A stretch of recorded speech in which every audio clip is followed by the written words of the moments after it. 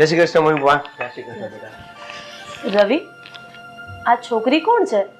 અને બેટા કેમ તું એને ઘરે લઈ આવ્યો છે? અરે મમ્મી કહું છું, આ છોકરીને આપણા ઘરકામ માટે લાવ્યો છું. હવે આપણી કામવાળી છૂટી થઈ ગઈ છે તો તમારા કામમાં મદદ કરશે. અને મારા કંપનીમાં જોબ કરતી હતી.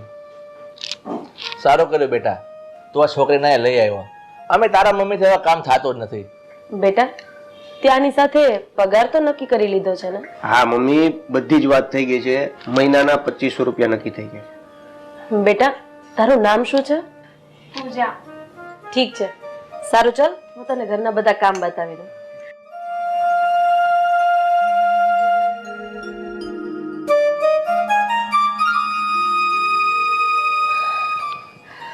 પપ્પા, આ